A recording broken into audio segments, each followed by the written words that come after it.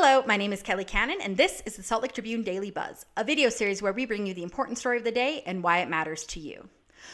We are in the last week of the Utah legislative session, and bills are moving at a very fast clip.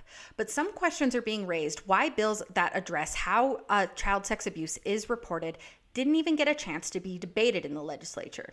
So in the wake of an Associated Press investigation into a case of child sex abuse by a Latter-day Saint father, 3 Utah lawmakers proposed bills that would, in some capacity, compel or give permission to clergy to report the abuse to authorities.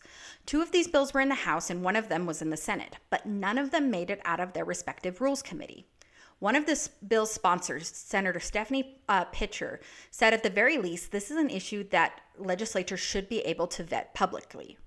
So what is the current Utah law and what would have these bills changed? So under current Utah code, people are compelled to report abuse if they know it is happening.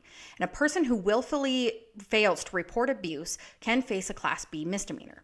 And while people who are considered to be clergy in Utah are generally classified as being someone compelled to report abuse, they are exempt from reporting that information if it came during a private confession. The Church of Jesus Christ of Latter-day Saints policy for responding to confessions about abuse, which was the focus of the Associated Press investigation, advises bishops to call a helpline that is staffed by lawyers, who then help the bishops comply with local laws and encourage families to report the abuse to authorities. They can also report the abuse themselves if they believe the child is deemed to be in immediate danger. However, the report from the Associated Press showed a case where the child continued to be sexually abused for 7 years after a bishop first reported the father's confession to the helpline, and then even after a second bishop also reported it. Neither of the bishops were reportedly told to tell authorities because they were excused under Arizona law. So Pitcher's bill would have required clergy to report abuse when they believe it is either ongoing or likely to occur again. And they would have also been required to report if they told a third party. But again, this bill never left the Rules Committee.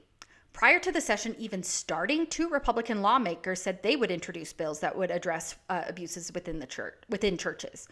And while the actual bills did very little to address clergy exemptions, those bills also never made it out of the Rules Committee and therefore will not be debated this session. When asked about these bills, Senate President Stuart Adams said he believed the clergy have a First Amendment right and he believed that there are protections involved. He said, quote, I don't think I want to put a clergy in the spot where they have to be excommunicated or go to jail. So Pitcher said that she understands the concerns from her leadership team, but she hopes this issue can be continued to work on between sessions.